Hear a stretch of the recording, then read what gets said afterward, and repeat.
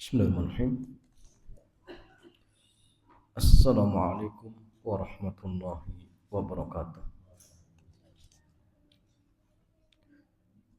Alhamdulillahi wassalatu wassalamu ala rasulillah wa ala alihi wa sahbihi ajma'in, amma ba'd.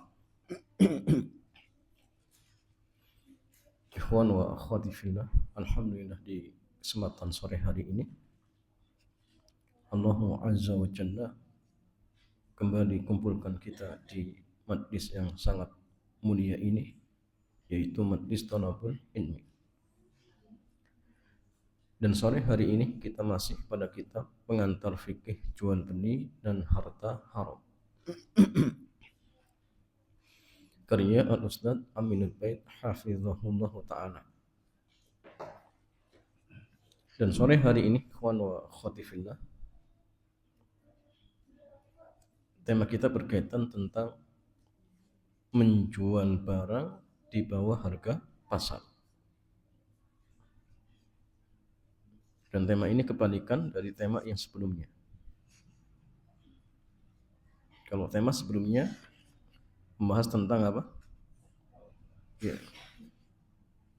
meraih atau dalam arti menaikkan harga melebihi modal 100%-nya atau batas mengambil keuntungan. Nah, sekarang kebalikannya. Penulis kitab mengatakan Bismillahi wassalatu wassalamu ala rasulillah wa ba'd. Pembahasan ini kebalikan dari kasus sebelumnya. Di dalam bab ini kita akan melihat praktek banting-bantingan harga, atau menjual barang di bawah harga pasar. Dan para ulama kita, ikhwan wa akhwati fillah, terkait tentang masalah ini mereka berbeda pendapat terkait hukum menjual barang dengan harga di bawah harga pasar, boleh atau tidak. Sekarang yang masalahnya, yang pertama hukum kasus terkait dengan importir atau tengkulak. Sebelum menyebutkan perbedaan pendapat di antara para ulama tersebut, maka kami perlu menyebutkan bahwa masalah permainan harga tidak berlaku untuk para importir. Nggak berlaku. Jadi kalau bahasa Arabnya al-jalab. Jadi mereka yang kulak barang dari luar dan dijual dengan partai besar di pasar, maka punya kebebasan untuk menetapkan harga. Dan terkait hal ini ada penegasan dari para ulama kita bahwa para ulama sepakat al-jalab ataupun importir ataupun tengkulak, maka mereka diberikan kebebasan untuk menetapkan harga untuk barang yang dijual. Di antaranya keterangan dari Ibnu Rushd. Beliau mengatakan mimma la khilafa fihi annahu la yusa'ar 'alal jalab. Di antara masalah yang tidak diperselisihkan oleh para ulama kita bahwa para importir ataupun jalab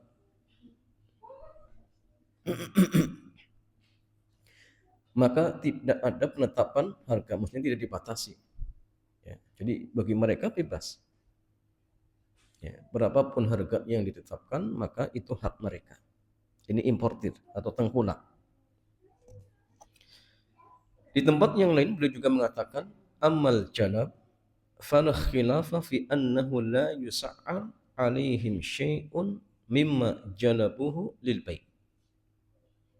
Untuk para importir tidak ada perbedaan pendapat bahwa mereka itu tidak dibatasi dalam menentukan harga untuk barang yang dia datangkan ketika dijual. Ya, jadi buat mereka bebas. Sekarang masalahnya, kenapa kok mereka diberikan kebebasan untuk menentukan harga? Jawabannya karena barang yang dibawa oleh importir merupakan sumber keberadaan barang yang beredar di pasar. Itu sumbernya. Ya. Misalnya di pasar Jakarta, buah salak didatangkan dari Jogja. Si A adalah tengkulak salak yang membawa salak dari Jogja ke Jakarta. Ketika si A membawa 3 kontainer salak, maka dia diberi kebebasan untuk menjual salaknya meskipun jauh di bawah harga pasar. Kenapa? Karena posisi si A adalah sumber keberadaan salak di pasar. Sehingga buat dia bebas, silahkan. Ya. Dan ini bagian dari pengamalan hadis Nabi. Ya. Di mana beliau melarang orang kota menjualkan barang milik orang desa yang dia antar ke pasar. Dan sudah pernah kita bahas ya hadisnya. Dan nanti kan kita jelaskan. Jadi orang desa yang masuk ke pasar dengan membawa hasil alam, dia bisa masuk pasar dan menjual barangnya kepada para konsumen di pasar meskipun dengan harga murah, bebas. Jadi tidak boleh orang kota mencegat, kemudian dia katakan, Pak, dengan barangnya kami jualkan saja ya. Jadi biar apa? Harganya bisa ditekan atau harganya bisa di dalam artian atur. Ini nggak boleh jemaah. Tapi biarkan dia datang ke pasar, ya terserah mau dijual dengan harga murah atau dengan harga berapapun, itu urusan dia. Kalau seandainya misalkan dijual dengan harga yang murah, maka Nabi nanti mengatakan itu rezeki dari Allah untuk para konsumen. Sehingga tidak boleh kemudian dibatasi. Jenengan nggak boleh jual dengan harga di bawah pasar. Nggak boleh, biarkan saja. Biarkan saja. Rasulullah Shallallahu Alaihi Wasallam beliau bersabda, la yabi hadirun libadin da'un nasa yarzukillahu ba'dahum min ba'd. Janganlah orang kota menjualkan barang orang desa. Tidak boleh. Biarkan masyarakat mendapatkan rizki dari Allah dengan cara transaksi antara satu dengan yang lainnya. Biarkan. Ya. Nah ini sudah pernah kita jelaskan. Ya. Maksudnya kalau orang kota tersebut yang menyekat. Beda kalau kasusnya orang desa yang minta. Datang ke orang kota kemudian minta dijualkan. Itu beda. Tapi kalau misalkan orang kota yang menawarkan diri atau yang mencegat, maka ini tidak dibolehkan. Ya, tidak dibolehkan. Sehingga masalahnya ketika petani desa dibiarkan menjual sendiri barangnya ke pasar, ada kemungkinan dia akan menjual dengan harga yang lebih murah. Ya. Karena mungkin sudah merasa untung besar. Kok laku sekian ya, modalnya cuma sekian. Padahal yang murah. Tapi karena merasa untungnya sudah besar, akhirnya dijual. Ya. Sehingga konsumen pasar akan untung besar. Sehingga kebutuhannya tercukupi tanpa harus keluar banyak biaya. Dan Nabi Shallallahu Alaihi Wasallam boleh menyebut seperti ini bagian dari cara Allah memberikan rezeki kepada mereka. Sehingga pengawas pasar tidak boleh meminta mereka untuk menaikkan harga. Nggak boleh. Pak, jenengan datang dari kampung ya. Kalau ingin jualan di sini, ingat harganya tidak boleh di bawah harga yang telah kami tetapkan. Itu nggak boleh. Biarkan saja. Ya tawarkan ke siapapun dengan harga berapapun. Ya. Ini terkait tentang tengkulak, importir. Sekarang bagaimana jamaah sekalian kalau banting-bantingan harga tersebut ya, ini terjadi di antara kalangan para pedagang di pasar. Ya. Jadi yang banting-bantingan sesama para pedagang di pasar. Selanjutnya kita beralih ke pembahasan mengenai hukum menjual barang di bawah harga pasar bagi para pedagang ya, yang mereka pedagang di pasar. Maka dalam masalah ini ada 3 pendapat para ulama ya, mengenai apa? Hukumnya. Yang pertama, mereka mengatakan penjual dibolehkan menjual barang di bawah harga pasar. Ini pendapat yang pertama. Jadi pendapat yang pertama mengatakan sesama pedagang pun boleh. Itu hak mereka. Ya. Dan ini pendapat dari ulama-ulama Syafi'iyah, Hambali, dan ini juga pendapat dari Al-Imam Ibnu Hazm. Ya, yang mazhabnya Zuhiri. Ya. Di dalam kitab Al-Insaf dinyatakan wa yahrumu qauluhu bi kannasi 'ala sahihi minal madhhabi. Wa fihi wajhun la yuhramu atau la yahrum.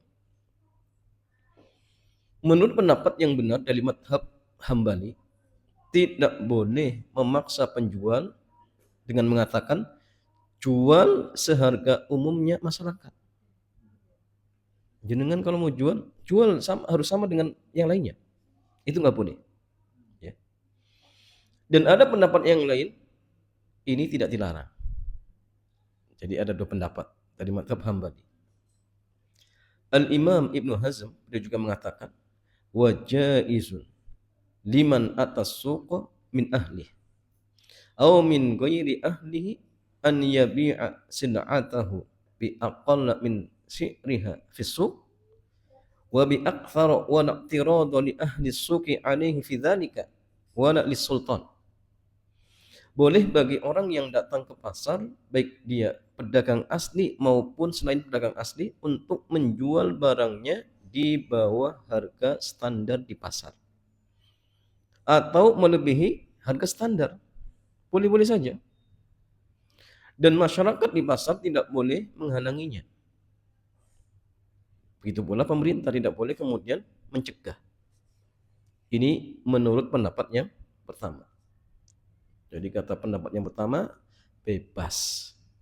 Sesama pedagang pun boleh, tidak masalah. Itu hak dia.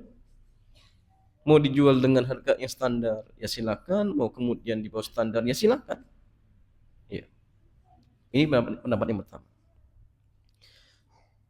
Kemudian pendapat yang kedua, mereka mengatakan penjual wajib mengikuti harga pasar. Ya. Jadi penjual wajib mengikuti harga pasar sehingga dilarang menaikkan atau mengurangi di bawah harga pasar. Ya. Dan ini merupakan pendapat Ibnu Jazi, ulama Malikiyah. Salah satu pendapat dalam madhab, ini juga salah satu pendapat dalam madhab Hambali. Dan yang dinilai kuat oleh Syekhul Islam Ibnu Taimiyah. Ya. Sebagian para ulama mereka mengatakan bahwa pendapat ini diriwayatkan dari Ibnu Umar radhiyallahu taala anhuma.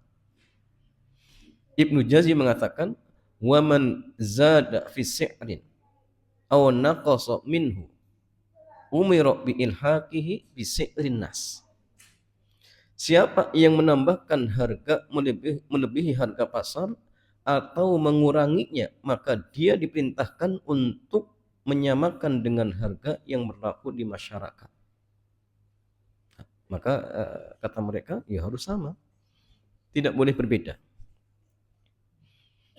Di dalam kitab Al-Iqna, kitab madhab Hambali, disebutkan wa aujaba syai' ilzamahu al-mu'awadah bi thamanil misli. Syekhul Islam Ibnu Taimiyah beliau mewajibkan untuk memaksa pedagang agar melakukan transaksi jual beli dengan harga standar. Ini pendapat beliau. Jadi pendapat yang kedua, penjual wajib mengikuti harga pasar. Sekarang pendapat yang ketiga. Dan ini pendapat dari Al-Imam Malik. Beliau memiliki pernyataan yang terkenal, siapa yang menurunkan di bawah harga pasar, maka dia dihukum. bentuk hukumannya adalah diusir dari pasar. Artinya tidak boleh jualan di pasar kalau tetap menurunkan harga. Namun jika dia berjualan di luar pasar, ya silakan, tidak masalah. Jualan di rumah, jualan di apa jemaah, mungkin pinggiran jalan, dan itu bukan pasar. Maka kata Imam Malik, itu sah-sah saja urusan dia. Tapi kalau di pasar berarti harus ikut aturan pasar. Ini pendapat beliau. Al-Imam Al-Qadi Iyad rahimahullah, Al-Qadi Abdul Wahab, ya, beliau mengatakan, fa idza thabata dzalika yakni min tahrimi tas'ir falladhi yukhafu dururuhu bi aqdi tas'ir huwa ziyadatu fihi wa hadha yumkinu hasmuh bi an yuqal liman hatta si'ra imma an tunhiku bin nas wa imma an tansarif. Jika telah diketahui mengenai larangan melakukan atau melakukan penetapan harga, ya, maka kasus yang dikhawatirkan dan sangat berbahaya adalah ketika tidak ada penetapan harga, yaitu terjadinya penambahan harga. Jadi suatu yang dalam artian ditabuhkan mudaratnya adalah ketika penetapan harga itu tidak ada, maka harga itu akan naik. Itu yang dikhawatirkan. Dan ini mungkin untuk dicegah dengan dibuat aturan siapa yang menurunkan harga, ada pilihan. Sesuaikan harga di masyarakat. Sesuaikan harga di masyarakat atau pergi dari pasar. Ya, jadi tujuannya karena ya tadi melindungi apa? Pihak-pihak yang mungkin terdolimi seperti itu. Ibnu Wahab pernah menyebutkan keterangan dari Imam Malik. Wala yusa'ar ala ahli aswaq fa inna dzalika zulmun. Walakin idza kana fi suq asyratu aswaq fa hatta hadha sa'an umira an yakhrut minas suq. Tidak boleh menetapkan harga untuk pelaku pasar karena ini kezaliman. Namun jika di pasar harga barang senilai 10 sok, namun ternyata ada orang yang menurunkan 1 sok, maka dia diperintahkan untuk keluar dari pasar. Ya, karena menjual di bawah harga pasar. Pendapat Al-Imam Malik ini didasari riwayat bahwa Umar radhiyallahu taala anhu pernah melakukan inspeksi pasar. Di sana beliau bertemu dengan Hatib bin Abi Balta'ah. Jadi beliau itu ahli Badr, ya, yang pernah membocorkan berita. Ya. Bahkan akhirnya para sahabat marah, ya, minta izin untuk dipenggal. Tapi Nabi marah. Hatib itu ahli Badr. Dan Allah itu sudah memaafkan. Ya, if'alu, silakan berbuat apapun. Ya. Dan ternyata Hatib bin Abi Balta'ah itu beliau membocorkan berita. Kenapa? Karena urusan dunia. Makanya ada istilah muwalah, ada tawalli. Kalau muwalah itu dia loyalitas dengan kaum kafirin karena urusan dunia. Dan itu tidak sampai kafir. Tapi kalau tawalli, loyalitas dengan orang-orang kafir sampai pun dalam urusan agama, itu bisa kufur. Ya. Misal contoh, ada seseorang dia kerjasama dengan orang kafir. Kemudian si kafir ini punya musuh muslim. Karena dia punya hubungan bisnis sehingga dia bela yang kafir. Dia musuh yang muslim, ini nggak boleh. Tapi tidak sampai kafir. Ya.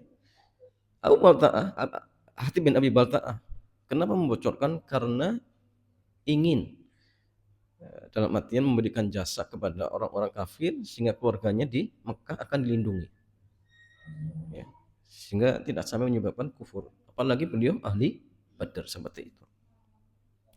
Ya jamaah sekalian, di sana beliau bertemu dengan Hatib bin Abi Balta'ah yang sedang menjual zabib, anggur kering. Lalu Umar bertanya, berapa kamu jual wahai Hatib? Maka beliau menjawab, seharga 2 mud. Kemudian Umar radhiyallahu taala anhu memperingatkan, tabta'una bi abwabina wa afniyatina wa aswaqina taqta'una riqabana thumma tabi'una kaifa syi'tum bi sa'an wa inna falatabi fi sukina wa illa fasiru fil ardi wajlibu thumma bi'u kaifa syi'tum. Umar mengatakan, kalian berjualan di pasar kami, telah menghabiskan tenaga kami dalam mengaturnya, membuat kami lelah, kemudian kalian bisa bebas berdagang, maka jual seharga 1 sok. Jika tidak, kamu tidak boleh berjualan di pasar kami. Atau jika tidak, silahkan kamu keluar negeri dan kulak barang dari luar, dan silahkan kamu jual sesuai keinginan kalian. Ini sikap dari Umar, dan ini jadikan hujah oleh Imam Malik atau pendapat Malik. Ya. Di sini ada catatan konversi. Jadi standar harga mereka menggunakan acuan ukuran volume atau takaran. Ya. Itu mud dan sok. Di mana 1 mud sama dengan 1 cakupan 2 telapak tangan. Tapi maksudnya telapak tangan orang yang sedang. Sementara 1 sok sama dengan 4 mud. Dan yang ditakar adalah bahan makanan.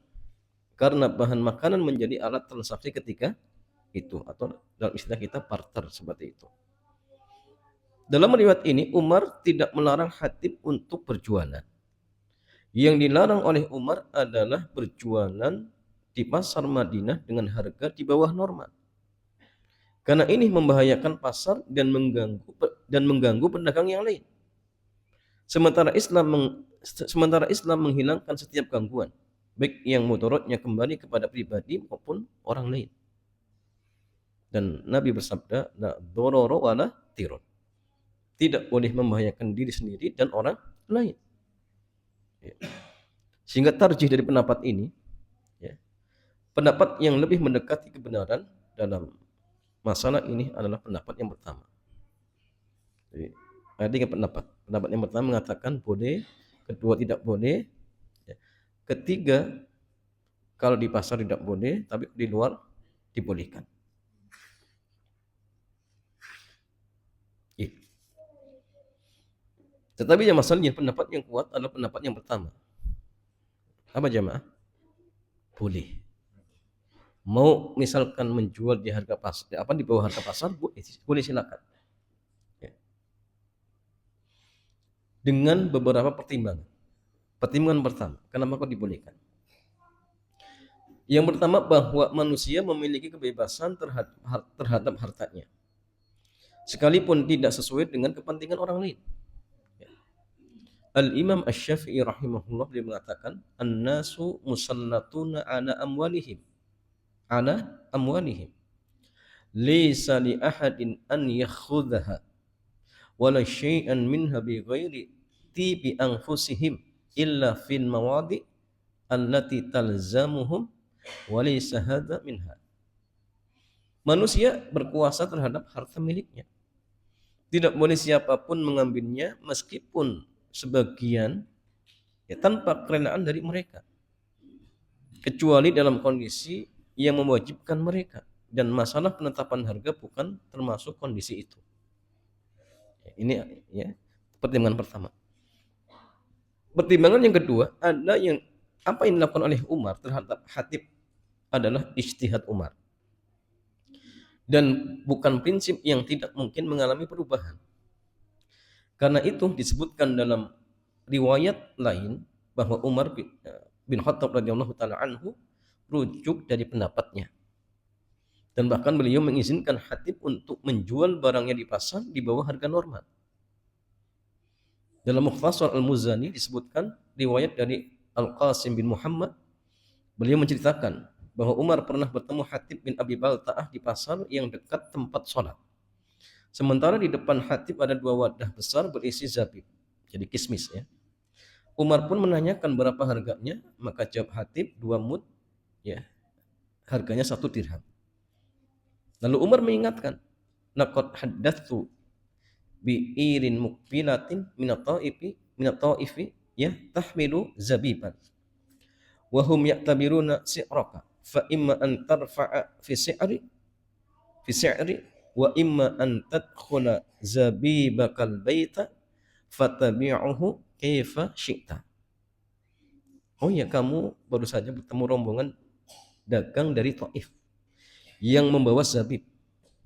Sementara mereka yang ada di pasar terganggu dengan hargamu. Naikkan harga barangmu atau barangmu bawa pulang. Dan kamu bisa jual dengan harga sesukamu. Maka ketika Umar pulang, beliau berpikir mengenai keputusan terhadap Hatib. Lalu beliau mendatangi Hatib di rumahnya dan menarik kembali ijtihadnya. Jadi beliau mengatakan, innalladzi qultu laka laysa biazimatin minni wala qada'in innama huwa syai'un aradtu bihil khaira li ahlil baladi fa haitsu syi'ta fabi wa kaifa syi'ta fabi. Jadi artinya akhirnya Umar rujuk ya. Dia datang ke rumah Hatib bin Abi Balta'ah, kemudian mengatakan, yang saya sampaikan kepadamu yang kemarin itu bukan ketetapan atau keputusan dariku. Aku hanya ingin memberikan yang terbaik untuk penduduk masyarakat. Silakan kamu jual sesuai keinginanmu. Nah, jadi artinya ya, pendapatnya Umar ini dijadikan hujjah oleh pendapat Maliki atau Imam Malik, maka jawabannya Umar sudah rujuk. Ya, Umar sudah rujuk. Pertimbangan yang ketiga, alasan membahayakan pasar tidak diterima. Ya, karena kalau harganya di bawah pasar, nanti ada pedagang-pedagang yang termudoroti. Maka alasan ini tidak bisa diterima. Karena Islam memberikan toleransi bagi orang desa yang masuk ke pasar kota. Tadi kan sudah kita bacakan. Jadi kalau ada orang kampung atau orang Badui bawa hasil panennya ke pasar, maka orang pasar tidak boleh kemudian memaksa untuk menetapkan harga. Tapi dibebaskan. Mau dijual murah, dijual mungkin lebih harga pasar, itu urusan dia. Ya. Sehingga ada kemungkinan orang kampung tadi menjual di bawah harga pasar. Sehingga kalau dijual di bawah harga pasar, ya tentu ada pedagang-pedagang yang termudoroti. Tapi ternyata Nabi tetap tidak memberikan untuk dalam artian membatasi harganya. Enggak boleh, biarkan saja. Yang ini tentu saja sangat menguntungkan konsumen di pasar, meskipun bisa jadi mengganggu pedagang di pasar. Bahkan Nabi SAW menyebut hal ini sebagai salah satu sebab cara Allah membagi rizki ke masyarakat. Da'un nasa yarzuqillahu ba'dahum min ba'd. Biarkan ya, masyarakat mendapatkan rezeki dari Allah dengan cara transaksi antara satu dengan yang lainnya. Ini hadisnya ya. Jadi ketika petani desa itu dibiarkan menjual sendiri barangnya di pasar, ada kemungkinan dia akan menjual dengan harga yang lebih murah karena merasa sudah untung besar. Maka jika alasan membahayakan pasar itu berlaku, tentu orang desa yang masuk ke pasar harusnya menjual harganya sesuai dengan harga normal, ya, agar tidak mengganggu para pedagang di pasar. Tetapi ternyata Nabi mengizinkan, ya, silakan boleh, bahkan dilarang untuk menetapkan harga barang tersebut. Ya. Nah, sehingga jamaah sekalian, hal yang seperti ini dalam artian tidak bisa dianggap ya, atau dalam artian tidak diperhitungkan. Jadi jika Nabi SAW mengizinkan orang kampung menjual barang di bawah harga pasar, berarti bentuk mengganggu pedagang lain tidak diperhitungkan dalam syariat. Tidak jamaah sekalian. Yang keempat, pertimbangan yang keempat, kita memiliki kaidah yang masyhur bahwa maslahat umum lebih didahulukan daripada maslahat khusus. Taqdimul maslahatil amah 'alal maslahatil khassah. Maslahat umum lebih didahulukan daripada maslahat khusus. Ya. Dalam sebuah pasar, tentu ya, populasi pembeli jauh lebih besar daripada populasi penjual. Menjual dengan harga yang rendah akan lebih menguntungkan populasi konsumen, dan itu jumlahnya lebih besar. Meskipun bisa jadi mengganggu populasi kecilnya, yaitu apa? Pedagang. Maka dalam kaidah dikatakan taqdimul maslahatil umumnya ama ala maslahatil khassah. Ya. Jadi karena maslahat umum lebih didahulukan dari maslahat khusus, maka dalam hal ini ya dibolehkan. Ya. Demi dalam artian mendahulukan maslahat konsumen. Walaupun tadi ada pedagang-pedagang yang mungkin dalam artian ya terdolimi. Karena gini ya Mas kalian, dalam sebuah kehidupan itu kadang kita dibenturkan ya dalam perkara-perkara seperti ini. Ada maslahat yang umum, ada maslahat yang khusus, dan kita harus memilih salah satunya. Maka kaidah kita mengatakan kalau berbenturan antara dua maslahat yang sifatnya umum, yang satunya khusus, maka yang umum lebih didahulukan. Yang sering saya contohkan itu seperti misalkan sehabis subuh kita belum zikir pagi, tapi sudah ada takdim. Ya. Makanya masalah yang dahulukan zikir pagi petang atau dengarkan takdim. Takdim. Kenapa? Mendengarkan takdim maslahatnya lebih umum. Maslahat untuk dirinya jelas, maslahat untuk keluarganya nanti pulang diajarkan, untuk tetangga dan lain sebagainya. Tapi kalau zikir pribadi, jadi yang umum itu lebih didahulukan. Kalau dalam artian tidak bisa dijamak, harus memilih salah satunya. Maka dahulukan ya, suatu perkara yang maslahatnya lebih umum. Itu penting. Dan ini kaidah seperti itu, coba. Ya. Dan ini kadang-kadang memang tidak mungkin dihindari seperti itu. Dan tidak mau kita harus memilih salah satunya. Maka terapkan kaidah tadi, sehingga berdasarkan pertimbangan-pertimbangan tadi, maka pendapat yang lebih tepat, maka dibolehkan ya pedagang menurunkan harga di bawah harga pasar, tidak masalah. Ya. Ya, tetapi memang jamaah sekalian, kalau kita dalam artian berjualan di pasar yang di situ sudah diatur, kadang memang kita nggak bisa. Misal antum berjualan di pasar A, di situ ada petugas pasarnya, sudah menetapkan harga. Kalau kita bicara secara syariat, pendapat yang tepat boleh. Tapi kadang ya Mas Adian, kalau misalkan kita berjualan di situ ada aturan lagi. Ya, maka ketika ada aturan kemudian kita setuju, maka terikat lagi. Al-muslimuna ala syurutihim. Jadi kaum muslimin itu terikat dengan syaratnya. Misal contoh, ketika kita masuk ke pasar A, di situ ada aturan. Yang mau jualan di sini ingat harus ikut aturan pasar ini. Dan kita setuju. Ya, kita setuju. Maka tinggi itu yang masalahnya berarti apa? Harus ikut aturannya. Seperti itu. Walaupun secara hukum syariat, secara hukum asalnya pendapat yang tepat dibolehkan, tetapi kalau ada aturan yang lain, maka hendaklah kita juga harus memperhatikan aturan-aturan itu, seperti itu. Wallahu ta'ala a'lam bissawab. Demikian ya Mas Adian, sebelum ditutup barangkali ada pertanyaan dipersilakan. Ya, foto.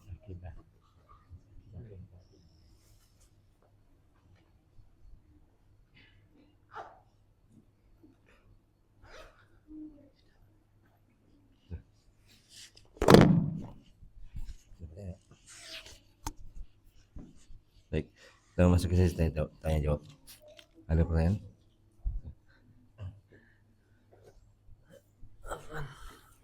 Bismillah. Izin bertanya Ustaz, semoga Allah merahmati Ustaz dan keluarga dan tim semuanya dan para hadirin semuanya. dan kaum muslimin semuanya. Izin bertanya Ustadz, ini masalah di luar tema. Kadang di suatu masjid itu ketika jamaah rawatibnya sudah selesai, kadang yang masbuk bikin jamaah sendiri, jamaah baru. Namun softnya itu tidak full satu masjid itu, Ustadz. Terus sebelum full soft yang pertama bikin soft baru setelahnya. Nah ini bagaimana hukumnya soft yang kedua dan seterusnya? Jadi sudah. Terus pernah saya sholat di Masjid Baitur Rahman itu kan. Nah kan itu masjidnya sangat luas itu. Nah, Soft pertama belum penuh, soft kedua sudah diisi. Terus sampai soft ke 10 atau ke berapa itu? nah, Itu hukumnya soft setelahnya bagaimana? ya. Jadi masalahnya ketika misalkan jamaah pertama sudah selesai, kemudian buat jamaah baru. Maka kalau misalkan semuanya baru, jamaah juga baru, maka pendapat yang kuat boleh, tidak masalah. Tapi masalahnya ketika mereka berjamaah, maka saf pertama belum penuh, dalam artian belum sampai ke tembok ya. Sudah buat saf kedua, saf ketiga dan berikutnya. Boleh tidak? Boleh, tidak masalah. Jadi tidak harus kemudian sampai ke tembok. Tidak harus. Yang penting intinya gini, saf yang pertama jumlahnya tidak hanya satu orang, ya. Bisa 2, 3, 4, 5. Saf kedua pun sama, tidak boleh satu orang. Saf ketiga boleh, asalkan jangan satu orang. Karena kalau satu orang dia kena larangan la sholata li munfaridin khalfas shaf. Tidak sah sholat seseorang sendirian di belakang shaf. Soalnya nggak sah. Kenapa? Karena di depan masih ada celah. Tapi kalau misalkan di depan masih ada celah, tetapi sudah membuat shaf yang kedua misalkan, dan mereka jumlahnya tidak satu orang, maka sah, tidak masalah. Ya. Apalagi tadi masjidnya sangat luas, sehingga membuat harus satu tembok itu kayak sulit. Kecuali kalau jamaah rawatib mungkin bisa, maksudnya imam rawatibnya mungkin bisa. Tapi kalau jamaah yang kedua sulit. Ya, buat shaf kemudian harus satu baris pun, kalau jadi satu baris itu bisa sebenarnya. Cuma kadang-kadang bisa menghalangi orang. Mau keluar, ternyata ada shaf yang jamaah baru misalkan. Sehingga akhirnya mereka membuat mungkin shaf di samping atau mungkin di tengah, tetapi tidak sampai ke samping misalkan. Nah, secara hukum sholatnya sah. Secara hukum sholatnya sah. Yang penting tadi shaf yang pertama dimulai dari belakang imam, kemudian sebelah kanan, kiri, terus seperti itu. Kalau kiranya kemudian sudah cukup, ingin membuat shaf di belakangnya, boleh, dengan catatan jangan sendirian. Kalau kemudian sendirian, tidak sah, tidak boleh. Ya, gitu pula sama nanti kedua, ketiga, keempat. Kalau ingin membuat shaf baru, boleh, asalkan jangan sendirian. Ya. Di antara hal yang membolehkan membuat shaf walaupun belum penuh, contohnya ketika sholat jenazah. Jadi kalau jumlahnya misalkan 12 dan mungkin dibuat 3 shaf, silakan, tidak masalah. Ya. Berarti berapa jam? 4, tidak masalah. Tapi kalau sampai 1 nggak boleh. Yang penting lebih dari 1 seperti itu. Wallahu ta'ala a'lam.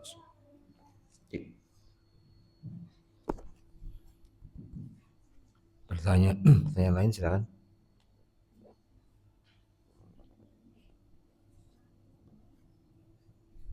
Menyambung tentang sholat. Kalau kita datang masbuk ini sebagai jemaah yang masbuk, kemudian sholat jemaah yang pertama sudah selesai, itu sebaiknya mengikuti imam pada orang yang sudah mengikuti jemaah berikutnya, atau membuat baru, Buat jamaah jamaah baru. imamnya masbuk atau Nah. imamnya baru. Iya. Nah, jadi kalau pilihannya gini, mengadakan jamaah kedua dengan imam masbuk Iya. atau mengadakan jamaah kedua dengan imam yang baru. Iya. Jawabannya, mengadakan jamaah kedua dengan imam yang baru ini yang lebih afdol. Bahkan sebagian ada yang mengatakan dengan imam masbuk tidak sah. Oh. Dan ini pendapatnya Syekh Dr. Shalih bin Fauzan. Alasannya, ya makmum tidak bisa jadi imam. Ya. Ya. Ya. Karena dia walaupun dia masbuk tapi kan Makmum. dia makmum masbuk. Itu alasannya. Ya. Walaupun ya dibantah sebagian para ulama kita bahwasannya iya, soalnya dia makmum masbuk. Tapi ketika sudah salamnya imam, dia dianggap munfarid. Ya. Sehingga ketika itu ya boleh-boleh saja jadi imam. Imam. Ya. Ini sebagian para ulama kita. Nah, tapi karena khilaf di kalangan para ulama kita, sehingga kalau bicara afdol dan mafdulnya, maka afdolnya tadi imamnya baru, jamaahnya baru. Itu paling afdol. Ya, bahkan ada yang mengatakan tidak sah. Ya. Kalau kita katakan afdol dan mafdul, sehingga yang terbaik imamnya baru, jamaahnya baru, seperti itu. Wallahu taala a'lam bishawab. Ustadz, bismillah. Kalau selama ini yang kita sering dengar harga pasar. Oh, ada lagi yang kalau di komunitas misalnya satu daerah itu ada misalnya sesama tukang cukur Madura itu ada komunitas bahasanya. Jadi nanti kalau menaikkan dan menukar harga sesuai komunitas itu. Dan saya baru sadar dengar pengajian ini tadi harga pasar. Yang menentukan harga pasar itu pemerintah atau importir atau produsen atau siapapun Ustaz. Jazakallahu khair. Ya, yang sekalian, wa jazakumullah khairan. Siapa yang punya kewenangan untuk menentukan harga pasar? Jawabannya gini. Kalau harga pasar skala nasional, ya jelas pemerintah. Ini kalau skala nasional. Ya. Tapi kalau misalkan harga pasar skala lokal, berarti pengurus pasar. Asosiasi. Ya seperti itu. Bahkan sebagian pasar itu kadang milik pribadi. Ya. Sehingga ketika yang berjualan di situ ada aturan. Ya. Berarti siapa yang mau jualan di tempat tersebut harus ikut aturan tersebut. Ya. Dan kalau sudah setuju berarti tidak boleh melanggar. Ya. Seperti itu.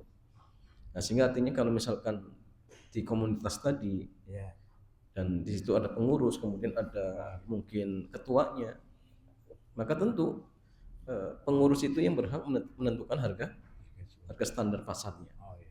Ya, sehingga kalau yang berjualan atau di komunitas tersebut sepakat, iya kami setuju harganya sekian, ya sudah. Berarti ketika itu tidak boleh menyisihi syaratnya. Ya. Ya.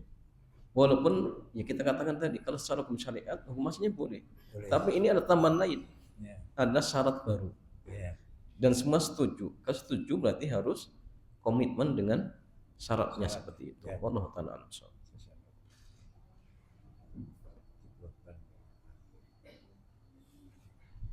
Ya demikian ya Mas Alian. Mudah-mudahan kajian kesempatan sore hari ini bermanfaat.